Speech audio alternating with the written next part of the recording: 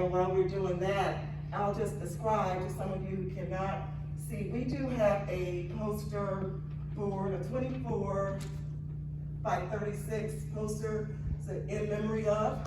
It has lots of pictures of Don, a big one in the middle, and around the periphery, pictures of his family, pictures of BISM folks.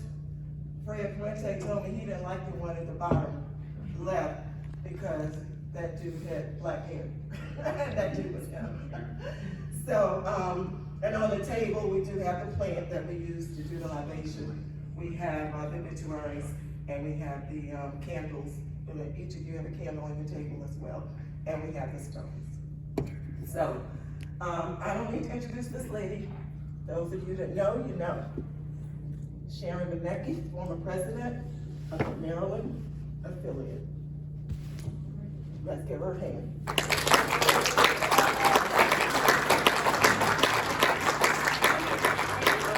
I'm sorry I can't be with you in person. It would have been fun to catch up with everyone and see how you're doing and compare all the unemployment war stories.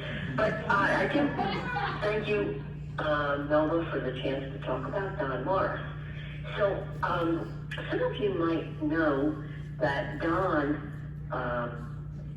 was from Iowa, and that when he was in Iowa, he worked for an insurance company, and he did very well there, and he lost his sight there, but then had the opportunity for training and stayed there. But then in 1976, Don came to Maryland, and he was the vice president of Blind Industries and Services of Maryland. And at that time, there was a new director there. Now, I wasn't here in Maryland, but I know this stuff from Don, mostly. And anyway, so Ralph Sanders was the director, and Don was his second in command. And they did many, many things together to improve the workforce. Now, at that time, BISM was the state, I guess you call them the state licensing agency. In other words, now the program is run all through doors, but in that time period, it was not. And I don't exactly know when the changeover came, but I think that it was later when Richard Bruckner was the president. So Don, throughout his whole life, really was always an entrepreneur, and I don't know everything that he did when he was vice president of BISM, but I'm sure since BISM was the state licensing agency at that time, that he had a hand and a say in improving the program. So then around maybe 88 or 7, I don't know precisely the date, Don decided to leave BISM, and that is when he opened his facility at the National Fire Academy. Now, what always was very interesting to me about that is, first of all, he got it because nobody else wanted it. But what he did with it was quite amazing. He was, as the entrepreneur that he was, he branched out into all kinds of things. So most of the folks came to the National Fire Academy for training, and so they were there for maybe a week or, whatever the time period was. So he started selling soap, laundry detergent, and they took pictures of the men and their women and their fire gear, for their families. And so really it was not your traditional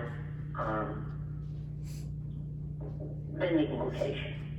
Now, I'm sure they did coke and they did, some other stuff. But it was just always very interesting to me, the things that Don thought up to do. And they were ongoing. For a long time, they had some kind of a relationship with people that made plaques, and we in the National Federation of Blind Maryland always got our plaques from Don. As we, if we know that a vendor has something or, can do something and we can buy from a vendor, we're going to do that. We're always going to do that. So Don really had his finger in lots of things. Some of you were around long enough to remember this, but there was a big problem with set-aside in Maryland.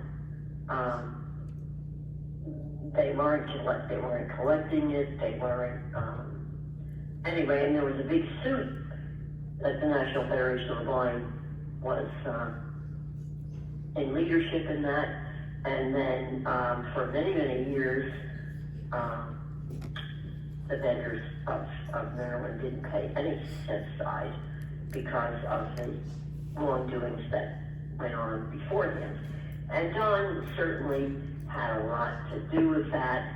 He certainly was always very active in the committee, the Blind Vendors Committee, and made a lot of suggestions that were implemented. And I'm sure that many of you could probably do a better job of talking about some of the reforms that he did. But what I want you to know about Don is that he was always involved in the National Federation of the Blind. When he came here from Iowa, of course, he had been involved in Iowa and knew Dr. Jernigan very well, got his training from the Iowa Commission for the Blind, and he always maintained that relationship and loyalty. For many years, he was the first vice president of the NFB of Maryland.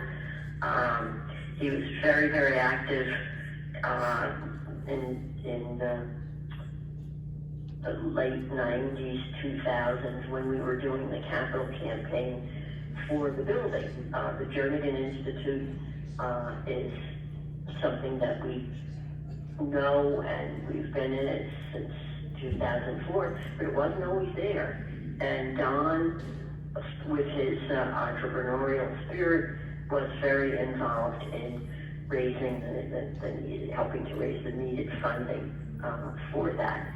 So, just in closing, what I would say is that Don did what he could for everybody. He was very attached to the idea in when he was on the board. Sorry about that. On the board.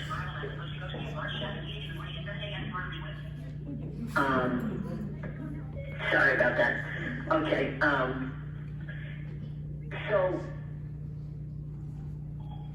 just give me one. Oh my goodness, this phone is driving me crazy. Sorry. So just to say that Don, maintains that relationship with the National Federation of the Blind. Well, I know what I was going to say. He, as chairman of the board of trustees for BISM for many, many years, really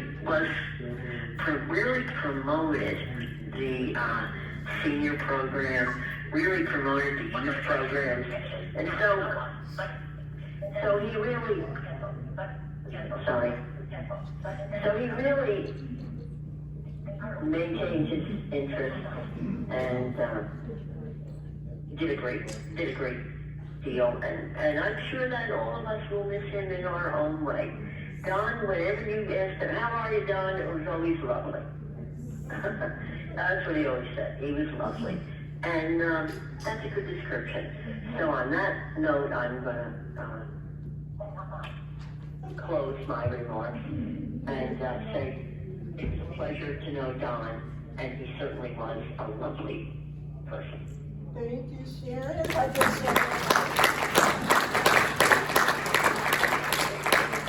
Sharon, thank you for being available and bringing up those wonderful memories. We love you, and we'll see you tomorrow. Okay, thanks. Okay, all right, bye-bye. Okay, so we're going to kind of shift gears a little bit and hear some brief reflections from those of you who don't know. Don Morris, Michael Goss, and Michael Bullis, they are our board of advisors, those three entrepreneurs. And so, you know, the Maryland Association of Blind Merchants is in great hands. We may have lost Don, but we still have Mike and Mike.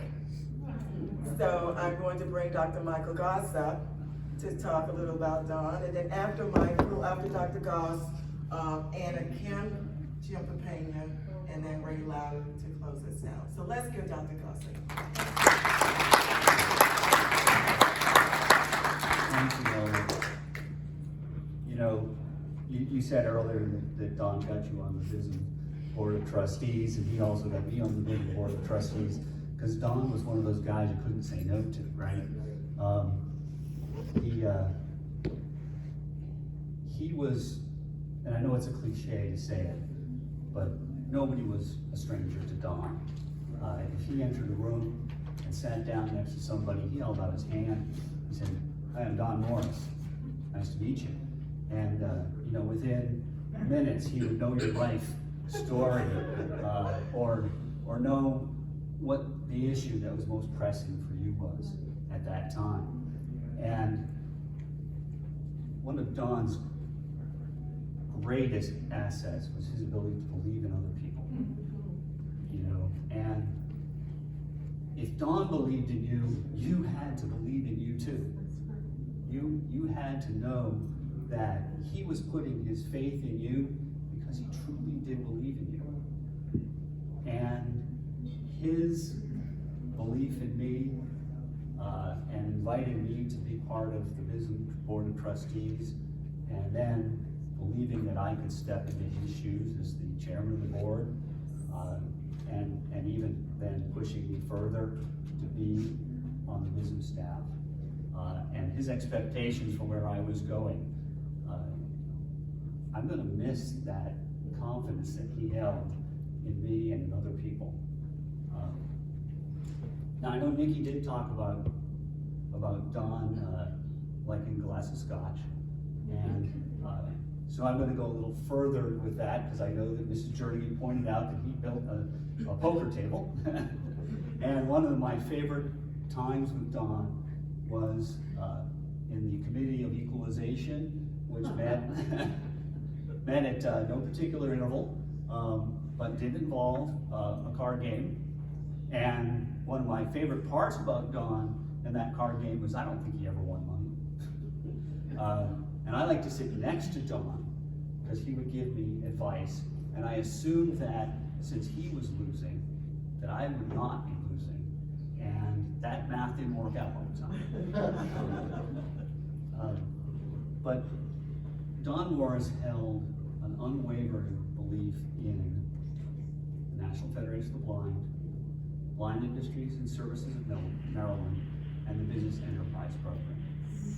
And if you are a member of any of those groups, the best way that you can honor Don is to keep that same commitment, that same belief in your abilities and the capabilities of those organizations and your fellow members.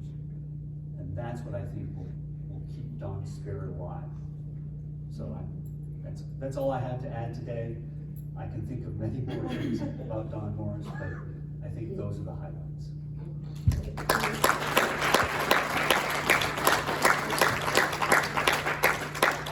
Okay, Anna Kim, the director of the State Licensing Agency. Let's give her a hand.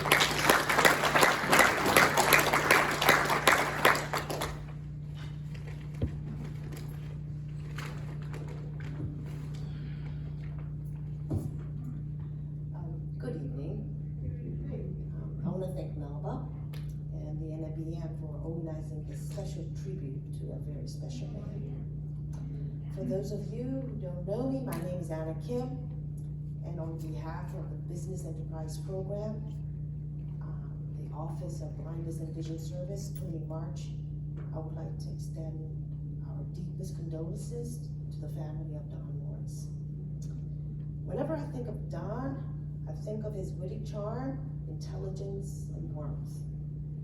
Don lived a life full of joy, happiness, and it is evident of the people here and the loving children and wonderful friends and colleagues he leaves behind. I know Don through work. I got hired as a business counselor back in 1995. Young and very green, figuratively and literally, as I remember my first day outfit, green lamb's wool sweater. Like my sweater, I was puffy with ideas and definitely stood out. Before I had the chance to meet Don personally, which was about a year later at a biannual election, I was able to get a glimpse of the man that he was through a simple card. I received a Hallmark card the first week into my job, and it was from Don Morris. To summarize, he congratulated me on my post, welcomed me to the program, opened his arms and heart to seek him if I ever needed his help. I held on to that card for many, many years. 20 years later, I've received another card from Don, congratulating me for my new post as the new director and his continued support. I felt like I had a godfather behind me. Reassuring and a little scary. Now and then, I will receive a Christmas card from Don. Last one was last year. It was a card with a picture of Don in a Santa outfit and his dog Amos riding in a slick, black, vintage convertible. The total is joy and Christmas blessing, and I was thinking how apt that is to describe Don. Don was also very passionate and dedicated to the work as a businessman and a leader in the blind community, as well as a fierce opponent, which I am very grateful that I've never had to face. On the other side of Don is his devotion and love for his family. I remember when I first saw his wife Shirley, beautiful, blonde with gracious smiles. Well, to be frank, I thought he was a lucky man. But he was not the only lucky man in that relationship, later that I found out. I believe like any successful partnership, each brings strengths and weaknesses. And where there is a hole, they just fill it. I have not spent as much time as a lot of you, and I am very grateful to be here to listen to some of these anecdotes. But the little time I spent with him, I believe in time well spent. And I'll leave you with this quote from Cicero. Life given us by nature is short, but the memory of a life well spent is eternal. And I know the memory of Don and his action will be forever in my mind. So I thank you for this opportunity, and I wish you a safe journey home. Thank you.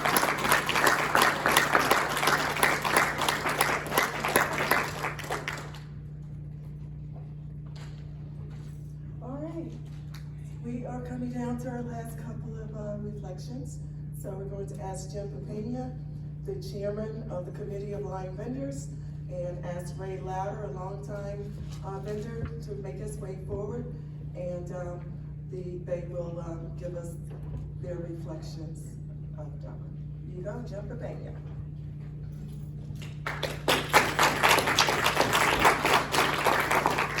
Thank you and good evening. Yes, as Melba said, I am the chair of the Committee of Blind Vendors and have been on and off for probably the last 15, 20 years, which is interesting because the first time I met Don was in 1999 when I got on the committee for the first time. And I was extremely impressed by him. And what really impressed me more than anything was he was so soft-spoken, yet the words were so forceful. And it's a real dichotomy if you think about it. Most of the time, very soft-spoken men are kind of weak and maybe frail or whatever, not Don. not in the least, as many of you have shared tonight. Unfortunately, with the way, where he was and where I was throughout the program and whatever, we didn't have a lot of opportunity to have a whole lot of conversations. The conversations we had were pretty much business related and most time, frankly, short. And one of the positive things, if there can be a positive thing about COVID, was I had the opportunity for the 2 years, year and a half that we were off, to have hours worth of conversations with Don finally after 20 years. They were wonderful. I mean, he would call me, I would call him, we would share business stuff, but then it evolved into personal. I really consider him a friend now. And when he passed, I was like, wow, this is just amazing, because he and George Abbott are the two patriarchs of Maryland DEP.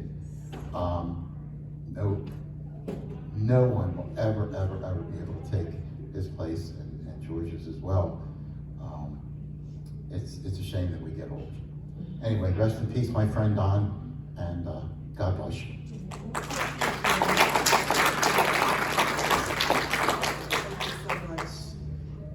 And thank you, Jim, for your leadership during these challenging, almost 2 years, but holding it together, and those weekly town hall meetings we would have. So again, you're a great leader. Thank you so much. All right, the only thing standing in the way of us and our cash bar and our hors d'oeuvres. It's Ray Louder. Come forward, Ray. Ray has been around for a minute and has some very fond memories of Don Morris. So we're gonna ask him to keep it brief, because we know Ray. We want to eat soon. So take it away, Ray. Well, I guess since you've been talking about food, Don had a habit of catching people and saying, "You're going to have a steak with us tonight, aren't you? We're going to this chop house." We were in Chicago at a convention, and he said, "And I'll give you the address, and I expect you and Clara and a few other folks to be there. You gonna be there?" I said, "Okay." So we went to this nice chop house, and on the menu they had a steak. If you could eat it, you got your meal free. It was a 48-ounce steak. And so I walked over and I punched Don in the stomach, and I said, "I think you can have on that 48-ounce steak, don't you?" He said, "Shut up, Ray." And we laughed. And when I first met Don in 1976 at a NFB chapter meeting, and he said to me, "You Marylanders are a bunch of sissies." And I said, "What are you talking about?" And he said, "I heard that you cancel your programs when it snows. Well, out in Iowa, we drive everywhere in the snow." And I said, "Well, Don, it's like this. The snows here in Maryland are much different than Iowa." He said, "BS." And I laughed, and I said, "Well, you'll see." And Shirley said, "Yeah, you Marylanders are a bunch of sissies." I said, "Well, you wait till you get to your first snowstorm. You'll find out." And so we had a blizzard, and I think a lot of stuff was closed down for about a week. And I came to the next chapter meeting, and Don came up, hit me on the shoulder and said, "Damn, your snows are heavy here." I said, "What did you say?" He said, "Leave me alone, Raymond." We had a lot of fun together, and I enjoyed working with him on the committee, and being president of the chapter. He really helped me out when I was president of the Merchants Division, and I was scared to death, believe me, I was, when we got ready to file a lawsuit. And Don said, "Well, you have to make the case to Dr. Jernigan, and by the way, you better talk to Jim Cashel too." And so I did, and we had the meeting at the convention, and we said, "Yeah, we'll pitch in and get you guys started." And believe me, my heart was in my chest the whole time, pumping hard. I thought, "Oh my gosh, what's gonna happen to us?" But that's when I met Andy Freeman too. And one of his children is about my son's age too. So Don really kept us in shape, and I don't know, he was, I would say, a force in this program. He was a force in BISM, and I think he was a force in everybody's life that he met. And all I gotta say is, I know he's gonna be a force wherever he is, and there won't be a moment's peace. And the same thing with Shirley. There won't be a moment's peace with those two around. God bless them both.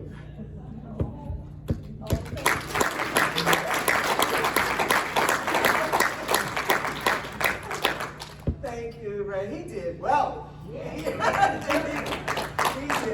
Thank you so much. Madam Chair, the bar is in the back of the room and it's open. All right.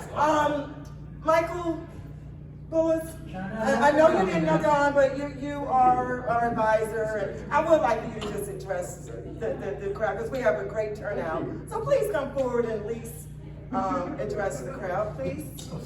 Come on. Let me just welcome everybody from here and say that we are pleased that you're here. Being in business is important to America. It's important to us as blind people to get to know other people who've been in business. I've had the opportunity to run the bars and restaurants and the mediation business, and I've done a lot of stuff in my life. I love business. If you have ideas, if you have interest in doing that, and you're looking for people, come and talk to me. I'm always glad to meet people. Basically, I hope when I die, what they say about Mike is, you know, he's a good guy, cared about people a lot, but basically deep down, he's a flake. So, you know, please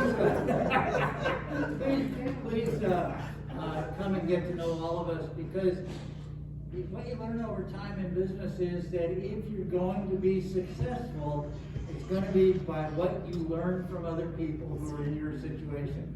And blindness creates its own unique set of circumstances, so enjoy the rest of the evening. Get a chance to get to know people who can help you move your business forward, and thank you for being here. Thank you. So that is a perfect segue into closing out our tribute to Don, and I think it was done very well. Yes. Okay, again, if you're not a member, or if you are a member and need to pay your dues, please visit Lindia during the mixer. And those of you who've been around the Maryland Association of Blind Merchants, we like to have mixers. We like to have mixers. We like to gather. We like to socialize. And then we like to talk business. So, you know, the people in this room, I think you have gotten a really great glimpse as to the depth that we have, the resources that we have at our fingertips, the people that have been there, paved the way. That's who we are. That's who we are. That's what we're all about. So if you had reservations about joining, I don't think you have them anymore. So we would love to have you. I've been thoroughly impressed by the number of blind business owners who have called me over the last 18 months who were not Randolph Shepherd vendors.